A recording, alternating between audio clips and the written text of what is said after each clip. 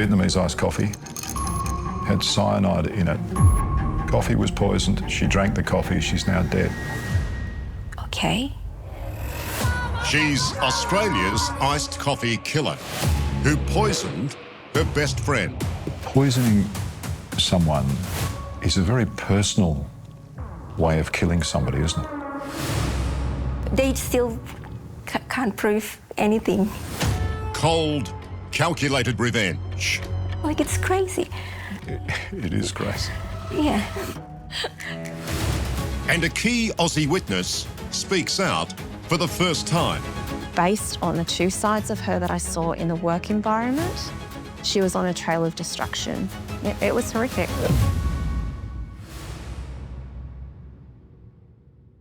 Hello, I'm Michael Usher and welcome to Spotlight. Sydney-sider Jessica Wongso is better known as the smiling coffee killer.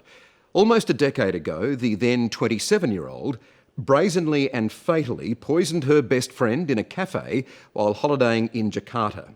Now, after serving just 8 years of a 20-year sentence, she's out and fighting to clear her name so she can return home to Australia. In her first ever tell-all interview, Jessica sits down with Liam Bartlett to share her version of events. But as you'll see, she hasn't quite got her story straight.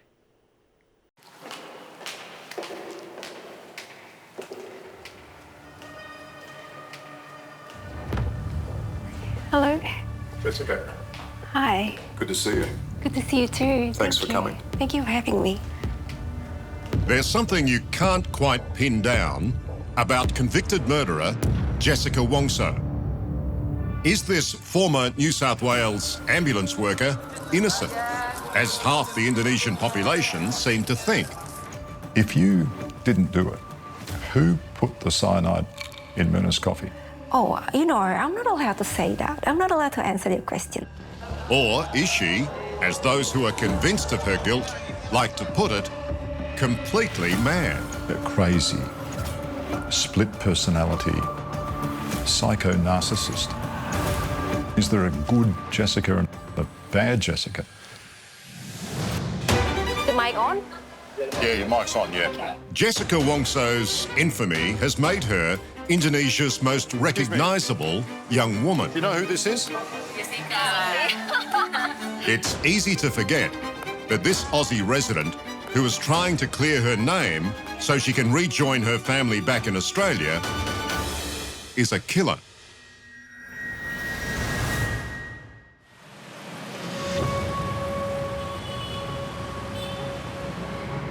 January 6, 2016. Three young women are catching up for a coffee at one of Jakarta's classiest cafes. Jessica Wongso has recently arrived from Sydney, where she's lived since she was 16. She hasn't seen former best friend Myrna Salihin since a falling out the year before. She's taken the liberty of pre-ordering her an iced coffee ahead of time. But seconds after Myrna takes her first sip, she begins convulsing and foaming at the mouth. In just over an hour, she'll be dead. And so begins the most compelling murder mystery in Indonesian history. What was the reaction of Jessica? Why wasn't she panicked enough when Myrna collapsed? Jessica belum berencana mengajukan pra-peradilan. The entire nation is so instantly intrigued that TV presenter Tim Marbun Jessica Kumala Wongso will be given his own nightly news show on Indonesia's largest network to cover the daily drama of Jessica's trial. So every single detail mattered right after that moment right there.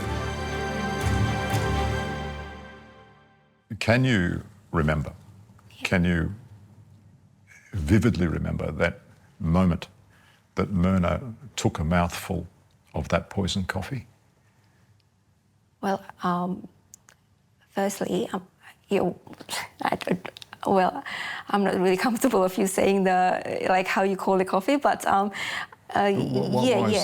is that? Yeah, because I'm still not sure. If it's is it really that scary? Is it really that poisonous. As you'll see, Jessica disputes just about every single aspect of this case. But how exactly did she and Myrna Salihin become the central players in a case that has captivated not only Indonesia, but Australia Cyanide-laced coffee. and the world? Are you sure Jessica killed Myrna? 1,000,000%. Privileged young women from rich families, Jessica and Myrna met while studying graphic design at the Billy Blue Design College in Sydney. Just days after Myrna's death, and before being arrested for her murder, Jessica gushed about their friendship on Indonesian TV. Kita waktu kuliah pergi makan. When we were in college, we would go out to eat or to drink coffee. Every time we met, we always reconnected. We would always be laughing and having a good time. But in the first of what will be a series of stunning backflips, Jessica now appears to rewrite her own history. Can you describe to me what your friendship with Myrna was? We weren't close at all. It was because we came from the same country. Like, that was why we kind of like know each other, and it's nothing more than like, we weren't best friends or anything. And after graduation, she went back to Indonesia for good, and I stayed in Australia. Whatever the state of their friendship, over the next 4 years, the pair only saw each other intermittently. Jessica was, for all intents and purposes, an Aussie. Living in Sydney, she had an Australian boyfriend and was working for the New South Wales Ambulance Service as a graphic designer, while Myrna was enjoying a successful personal and professional life in Indonesia. Until that coffee catch-up in 2016, when Jessica was visiting Jakarta for the first time in 4 years. What was the original purpose of that fateful meeting at the cafe between Jessica and Myrna? It was a normal meeting, a very normal meeting, at a coffee spot. We do that 2-3 times a day, I guess, here in Jakarta. There was an importance on how was their relationship before that meeting, but can't really say that could lead to a murder. The timeline prosecutors used to establish Jessica's guilt begins at 1 p.m. that day, well before she gets to the upmarket Olivier Cafe in one of the city's ritziest shopping malls. Hours in advance of their scheduled catch-up, Jessica wants to pre-order her friend's drinks. At 1 p.m. that day, you send a text to your friends asking them if you can pre-order the drinks. Why would you do that 4 hours before? I did say that. Oh. I don't know why. 1:04 p.m. Which drink do you want? That's your text message. Oh yeah, this makes everything bad. No, but they say don't worry. It's fine. Yeah. We'll order when we get there. And you insist on pre-ordering drinks 4 hours before. Why do you do that? I don't know. Maybe because I think that I was going to be there earlier. Maybe. I didn't have like an evil thoughts at that time. So everything that I did, it was kind of like, oh, that's what I felt right to, felt like the right thing to do. If you think of me with a good intention, I wouldn't. I didn't even remember. I don't know. I can't remember why I said that. It's a little bit strange, isn't it? Yeah. Okay. Well, that happened then. I can't say anything more.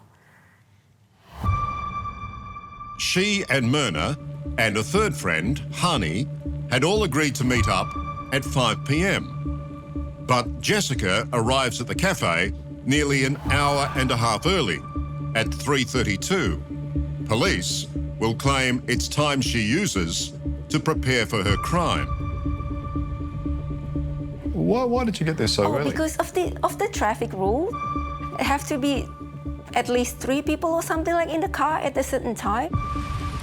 Jakarta's traffic congestion rules allow only cars with 3 occupants to use main roads during peak periods. So it wasn't like I deliberately wanted to come early or anything. It's just because I had to. If Jessica's actions up to this point were entirely innocent, as she claims, what she does next is much harder to explain. She spends the next 40 minutes or so in the shopping mall nearby, returning at 4:14 p.m. with 3 shopping bags, each containing only a single small bar of soap. Oddly, she then walks around the cafe, checking out different locations. As she looks around, she seems to be not just scouting the place, seeing if it's nice enough for me and my friends, but actually looking at the seat positions. And as we see at certain times, she actually looks at the CCTV. Clearly, you're looking around. I mean, what are you looking for? I don't think I was looking around finding CCTV, to be honest. I never really actually did that, like in a public place. But if I was looking around, like if my eyes go somewhere, I could be probably looking at like something or like someone or, you know, like people around me. And if they want to perceive it as, oh, she was looking around for CCTV, then it's going to happen like that. Whether deliberately or by chance, the table Jessica chooses is hidden from the closest CCTV camera, which is blocked by a plant. But there's a second camera rolling on the other side of the cafe. It captures Jessica's drinks order arriving shortly after she sits down. 2 cocktails for herself and Hani, and an iced coffee for Myrna. She then appears to arrange the 3 shopping bags around the drinks, effectively hiding them from the CCTV camera. Jessica, as you know, a lot has been made of the placement of the bags, the 3 shopping bags on the table. Mm-hmm. Why did you place the 3 bags on the table? Oh, it's just, again, it's just me being me. Like, I just put it there and just like shuffle it and play with it. And it's like me just, you know, being bored. It really doesn't mean anything at all. Like, if I have to be honest with you. So it's just a pure coincidence that it shielded the CCTV from the drinks. Did she strategically place those shopping bags? We don't really know. You can't really measure that. If you strategically, you know, handled the gun or strategically placed a trap, you could know that that was done intentionally with malice, you know. But strategically placing a shopping bag, that's either coincidental or pure genius. 52 minutes later, at 5:16 p.m, Myrna and Hani arrive. Almost immediately, Myrna sips her Vietnamese iced coffee. The CCTV camera on the far side of the cafe captures what happens next. Although grainy, Myrna can be seen clearly distressed, fanning her face. Do you remember that moment? Well, I think she just took a sip, and after that she was saying something like, it tastes really weird and stuff. And after that she got really sick, and that's it. It's pretty much all I remember. Like, people just like swarming around, like I didn't know what happened at that time. I didn't know. Well, when she threw her head back, you can see it in the CCTV. It's quite confronting, isn't it? I mean, it's a terrible thing. But I didn't know what to do about it, though. Like, what can I do? Like, what could I do? Next, Jessica's story begins to unravel. If you didn't do it, somebody else did, right? Maybe. And later, it was horrific. For the first time, Jessica's former Australian boss lifts the lid on her dark side. Do you still think that she is capable of murder?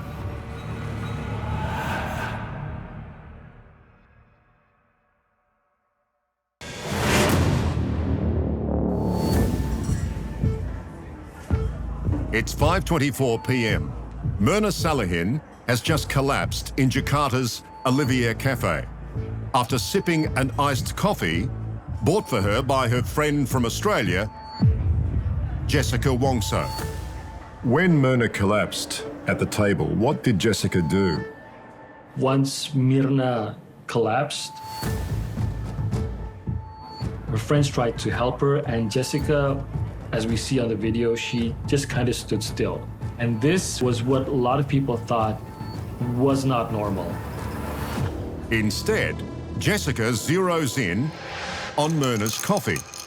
You turn to the cafe manager at that point and you say, what did you put in that drink? Yeah, because it was just like a first instinct. Like she got sick just straight after she drank the coffee. Suspicious, the cafe manager keeps the coffee for police. In the days following, they'll confirm it contains cyanide, one of the deadliest poisons on Earth. Even touching it can cause intense skin irritation. Myrna is then on the floor, froth coming out of her mouth, convulsing. And you're standing off to one side, you can see, just sort of scratching your hands. Oh, it's my habit. It's your habit? I always do this. What, when you're nervous or? Like, yes. Yeah, I always do this. Like, it's just kind of like a habit kind of thing. But it doesn't mean that it's like itchy or something from poison and stuff like that. No, it's not like that. Like how they... Oh, anyway, I didn't suggest that. I'm not saying that. You made the suggestion. I'm just saying you're standing there scratching your hands, but you're not helping.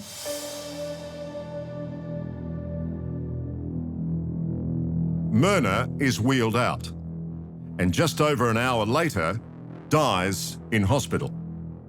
Her symptoms are consistent with cyanide poisoning. And though it will later be contested, police claim there are traces of the poison in her stomach. Let's keep it very simple. The Vietnamese iced coffee. Yeah. It was later proved to have cyanide. Your friend Myrna took a mouthful of that coffee.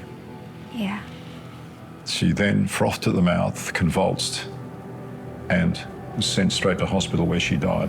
Yeah, I remember that. Coffee was poisoned. She drank the coffee. She's now dead. That's simple. Okay.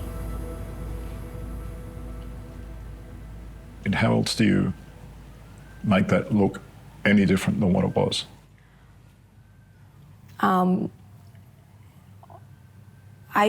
I shouldn't even tell you. Like, Liam, I'm so sorry. There are a lot of things that I'm not allowed to say, like in public, including stating things like, I didn't do what people think that I did. Jessica says her parole conditions and a judicial review of her case prevent her from publicly declaring her innocence. So here's the key question. If you didn't do it, who put the cyanide in Myrna's coffee? Oh, I'm not allowed to say that. I'm not allowed to answer that question. You're allowed to have an opinion. No, I'm not allowed to have that kind of, like, I'm not supposed to voice my opinion publicly. Yeah, I'm sorry, I can't answer that. But if you didn't do it, somebody else did, right? Maybe. I can only say maybe. I could only say that something killed her. Of course, that's probably the only fact that we have in this case, that something killed Myrna. But as we've seen, it was Jessica's suspicious behaviour that put her in the spotlight of guilt. And that behaviour got even more suspicious after Myrna's death. Jessica sent a news article about poisoned coffee to Myrna's sister, well before police revealed the existence of cyanide. You send a link to Myrna's sister talking about coffee, fake coffee with cyanide in it. Why would you think along those lines? Maybe someone told me something about it, because I never heard of that, type of poison before. I must have reason, which I can't remember right now, honest to God, I can't remember. But I must have reason for it. So you're telling me you've never heard of cyanide before this? Yeah. didn't know of its existence? No. Which is strange, considering Jessica's intense curiosity about any tests that might have been carried out on Myrna's body. It's the suggestive nature of all this, the little things along the way. Yeah. Like the day that you rang Myrna's sister, Sandy, Yeah. the same day Myrna officially died in hospital, and you asked her what the lab test results were. Why did you do that? Yeah, because I remember after she died, she was like kind of like she was taken to the place where the test was taken, like the sample. So I was just curious, like what happened, you know, like when your friend just died, you just want to know what happened. That's it. I found it very strange that she would put a call in to Myrna's sister and ask her Oh, yeah. what the test results were from the lab. That seems like a strange thing to ask the sister of a dead girl. I remember talking to the family, and I think they were kind of triggered about that phone call. So that's very, very strange. Very, very strange. Very, very, suspicious. That was enough for a lot of people to accuse that's strange enough for me to believe that he did it.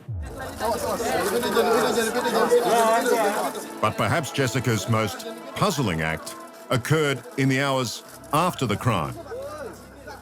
One that really caught our attention is how she no longer had the clothes she wore at the time of the incident. The pants that you were wearing that day at the cafe. Yeah. Your housekeeper told the trial that you instructed her to throw them out. Yeah, because it was ripped. Like I was really fat at that times, and the rips was like not in the seam. It was kind of like here, so it was like unrepairable. Like you can't repair that. So I just told her to get rid of it. I find it very strange that you would burn your clothes just because you don't want to wear them anymore. And apparently that's what happened, and we're forced to believe that that's a normal thing.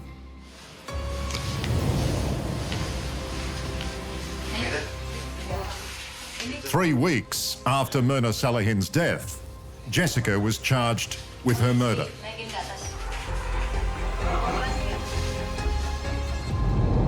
Next, Australia's iced coffee killer on trial. To see you in front of all those cameras, you were laughing almost. I just thought that was a very strange reaction. And was her best friend's wedding her motive for murder? Because I wondered why you didn't get invited to the wedding. I can't remember. Did she invite me? I can't even remember.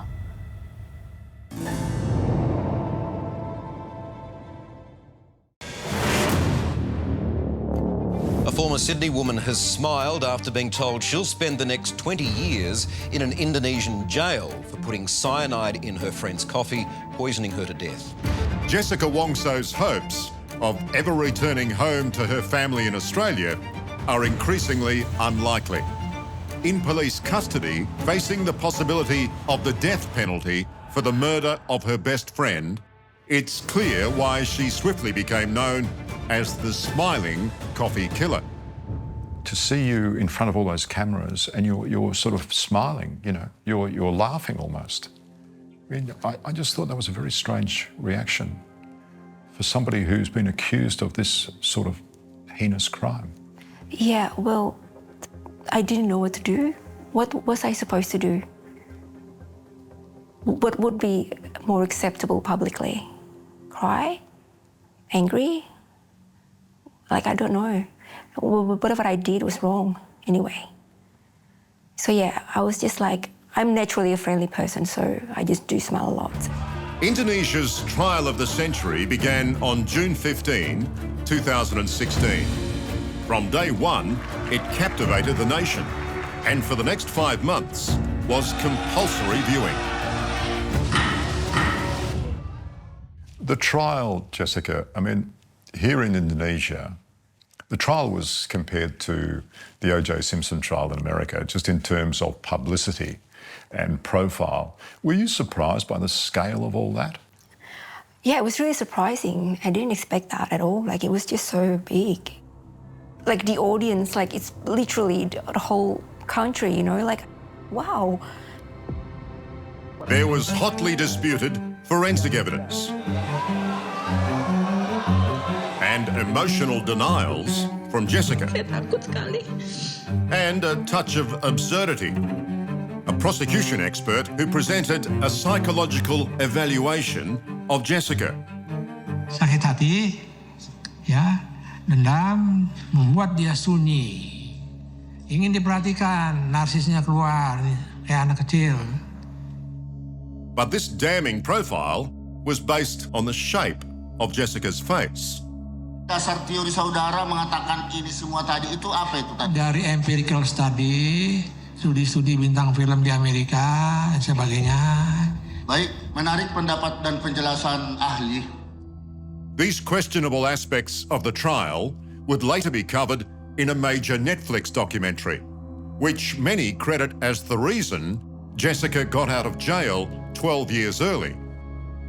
A major point of contention seized on by the documentary was the relatively small amount of cyanide found in Myrna's stomach, compared to the very high concentration found in her coffee. As we know in the trials, it's something to be debated on, was there cyanide in the drink, how much cyanide was there, even all the way to, did cyanide actually kill Myrna? Without conclusive forensic evidence, prosecutors had to convince the judges of what they believed Jessica's motive was. They claimed she flew into a rage when Myrna told her to leave her Australian boyfriend, Patrick. What about the suggestion that you got really angry with her at a restaurant when she told you you should drop this boyfriend, this toxic I boyfriend? didn't even tell, like, the funny thing is, like, I didn't even tell her about him. So where did that come from? There's no doubt Jessica's relationship with her Australian boyfriend, Patrick, was so toxic, he took an AVO out against her. He, Jessica, took out a restraining order against you. Why did he do that? Oh, yeah. It was complicated. It was like, you know, like the relationship we had, it was kind of like toxic in a way. Like we didn't really see eye to eye, like in a lot of things. But it was complicated, like but it's not how it seems. In his application for a restraining order, Patrick said he was in fear of Jessica. I mean, I guess the bottom line is, do you have the potential to be violent? No, of course not. What can I do? No. But that's why I'm wondering about his actions there. Taking out a restraining order is, you know, is quite a thing to go to. I'm not here to talk about him, like, honestly. We can do that off the camera, obviously, but yeah, he was in the past. I'll tell you the reason later. Okay. She never did. Myrna's husband has said publicly that she was afraid of being alone with you. Why would she be? Oh, no, that's not true at all. Why would he say that? I don't know. That's the thing, Liam. I don't know why people say what they said. Yeah. But what is undeniably true is that in the wake of their falling out over Patrick, Myrna failed to invite Jessica to her upcoming wedding. This is the luxury Balinese wedding venue where Myrna got married. She said it was the happiest day of her life, but it also seems to be the trigger point for what ultimately was her horrible murder. You see, back in Sydney, Jessica was said to be seething when she saw the Facebook photos and realised she hadn't been invited. 2 days later, she was sacked by New South Wales ambulance. And if you believe what you hear in court, that's when the wheels fell off and she started plotting her revenge. I wondered why you didn't get invited to the wedding. Oh, because I was overseas. Like, I was in Australia. Like, I couldn't be bothered to, like, fly over just to, you know, like, just to attend her wedding. But you didn't get that choice, did you? She didn't invite you. I can't remember. Did she invite me? I can't even remember. No, I can't remember, yeah. I think she was telling me that she was getting married and that's it. Yeah. The judges found that Jessica spiraled into jealousy and resentment. Within a month of the wedding, she flew to Jakarta and arranged that fateful coffee catch-up. Jessica had no job and no boyfriend, while Myrna had it all. So this idea of you being jealous of her because she was prettier, because her family was wealthier, because she was more successful, because she got married? No, no, not at all. Sometimes the reality and what people said about the reality, they are really different, but there's no way that I could actually clarify that, because it's just really tiring and there's no point. If people... You're saying there's a lot of lies that have been told. Yeah, many. But on October 27, 2016, Jessica was found guilty of murdering Myrna Salihin. And what helped to sway the judges to their verdict? Damning testimony from this Australian witness. Do you still think that she is capable or was capable of murder? Next, her boss, who saw Jessica's dark side. Based on the two sides of her that I saw in a work environment, she was on a trail of destructions. It was horrific.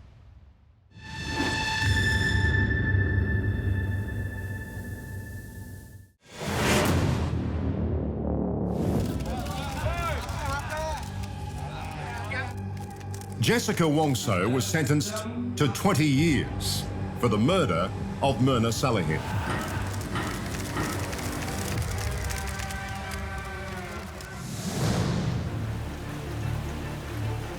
But although the case played out in Indonesia, it was in Australia, Jessica's adopted home, that critical testimony would be heard against her. Hey, Christy. How are you? Good, how are you? Good.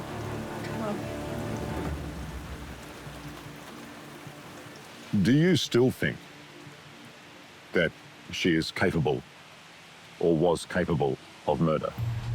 That's a really tough question.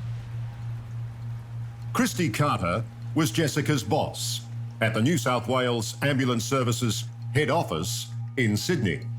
What I can say is that under police interview at that time, I was asked that question and I answered it truthfully. I answered it honestly, based on the two sides of her that I saw in the work environment and in the personal, where she was on a trail of destructions.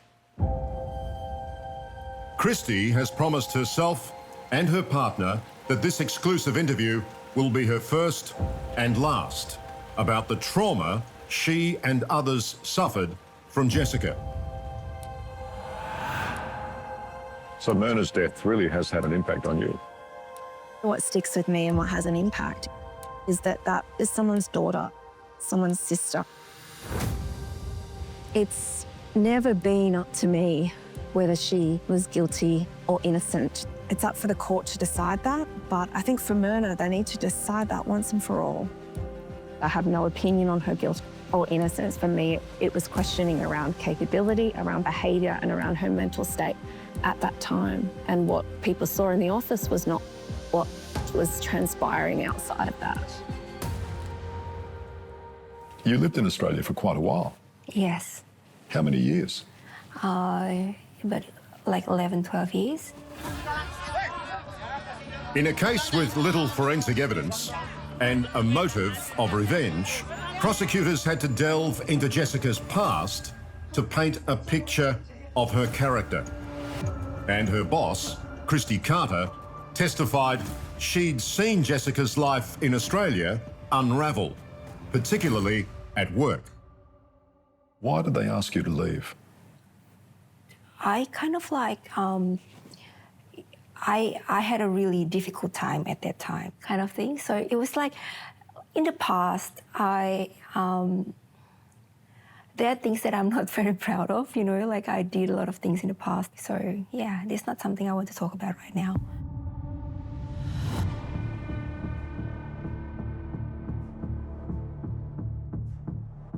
It's not surprising Jessica is reticent to answer the question, given that around the time she lost her job, she had a self-confessed drinking problem. Residents at a Leichhardt nursing home got an alarming wake-up call last night after a car slammed into the building. And she was arrested for crashing her car into a Sydney nursing home. A 26-year-old woman was behind the wheel and police suspect under the influence. So you crashed your car into that nursing home, the aged care home in Leichhardt. Yeah. You were lucky not to die, Jessica. Yeah. In that Do you crash. think I'm lucky? Like, after I've been through, you think that lucky? Like, I should have, passed. Well, you were certainly lucky not to kill one of the aged care residents. Yeah. I was lucky for that. Were you drinking then? Yes. I was having those moments like, like I was just, When you were called on to help her, towards the end of her employment, was it really clear to you that her behaviour was so erratic? Yeah, it was erratic. It was dangerous to herself and to others. It was horrific. We were an accidental witness to behaviour that was damaging and dangerous that not everyone saw. Not everyone saw that. We kept it very quiet at work and protected her. Christy Carter told the Indonesian National Police she believed Jessica had a split personality. I'm trying to find a way of reconciling the description that some people have for you. Mm-hmm. So Christy Carter, for example, your boss at New South Wales Ambulance Service, Yeah. she told the court that you had two very different personalities. But did you check? Did she actually say that? Let me quote exactly what she said. Yeah. She said that after observing you for 8 months, she said, quote, "From your attitude, hatred, and nature of your craziness, My God. she had no doubt that you were capable of hurting or killing another person." Wow, that's crazy. But But that's not you the first see, time you've heard that. I've heard a lot of bad things about that, like back in the past, like in 2016. But I just think that something must have pushed her to say something like that, because we had like a pretty good relationship. So I don't know what happened there. I honestly don't know. Jessica thinks that you have been somehow pushed to say the things that you said about her. Were you pushed at all? Look, Liam, it's not my integrity or my character that should really be in question here. I think, like so many of the other Australians that were involved in the investigation, we wanted no part in this. It was a shock to us to even be questioned, but we were legally compelled to comply. Backing Christie's testimony, the Australian Federal Police found chilling emails Jessica had written to herself, saying Christie and her mum should die, and claiming to know the right dose of poison needed to kill someone. So, Christy, some of Jessica's comments and some of the things she wrote about the right dose of poison and the fact that you should die and your mum should die, Those things were presented to me as part of interview, some things I wasn't aware of, and they stick with me today. I'm so, like others, just so deeply traumatised by having been dragged into this entire experience. if you wanted to kill someone, you knew exactly how to do it and what the right dose was. So false. Like at that time, I was thinking like, what? She did actually say that? Like I never even said anything like that. Like not even remotely close. Why would I even say that to my boss? Like it's crazy. It is crazy. But yeah, I didn't know what happened. Honestly, I don't know. Even if I was the person that she talked about, yeah, they still can't prove anything. You know, like it's just completely. They can't prove it. I just don't think it makes sense. But anyway. Next. I mean, who in their right mind is going to employ you? No offence, nobody in the office is going to trust you to go and do the coffee run. Yeah, and that's totally fine. I'm not going to do a coffee run anyway. Jessica's plan to make millions from her infamy. You can see people staring. Sometimes. Even selling coffee.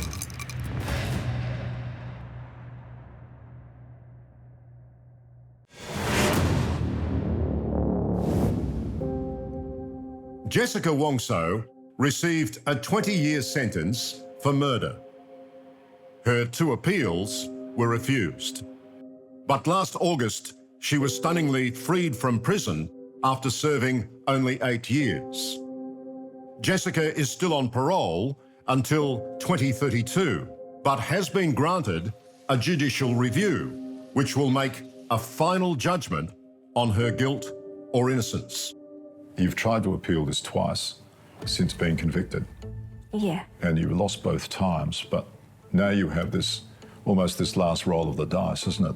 Judicial review. Yeah. Do you think it's possible it will find you innocent? Well, there's this 50-50% chance, you know. Like, I don't know what's going to happen in the future, obviously. I can only hope, but it's like, let's just see what happens. Let's just go with the flow. I can only hope, you know. But while she waits for that decision, she's wasting no time putting her notoriety to work. She's fielding a wide range of lucrative commercial offers, including a book and movie deal. But she says being an influencer is really the only way she can hope to earn a living. And pray they stay the same always. Who in their right mind is going to employ you? They're not exactly going to give you a job down at Starbucks. What chance of you ever getting a normal job again? Oh, that's the thing. When I think about it, I get like really freaked out. I don't know if I could get like a normal job anymore. Like, to be honest, like coming into the office at 9 o'clock and sitting there until 5, like I just... And no offense, nobody in the office is going to trust you to go and do the coffee run. Yeah, and that's totally fine. I'm not going to do a coffee run anyway. I'm not going to serve anyone anything right now. Believe it or not, Indonesia's largest coffee chain is now trying to sign Jessica up, along with beauty, food, and technology brands. It's either one of two things. I'm sitting in front of a cold, calculated killer who murdered their friend on the basis of simple jealousy, or a young woman who is a terrible victim of circumstance. So which one do I choose? I don't know. You choose. I mean, in the eyes of millions of Indonesians and more people around the world on social media, you are the smiling coffee killer. Yeah, unfortunately, yes. So being known as that girl who killed her friend. Yeah, it's very, very hard. Incredibly difficult. There's no word can even express that feeling of, you know, being called something like that. But what can I do?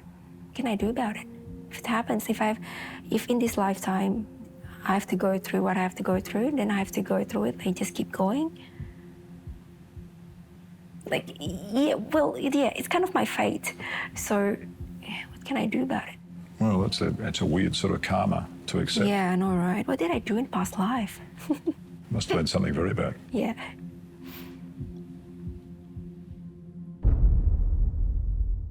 Any day now, an Indonesian court is expected to hand down its final decision on Jessica Wongso's guilt.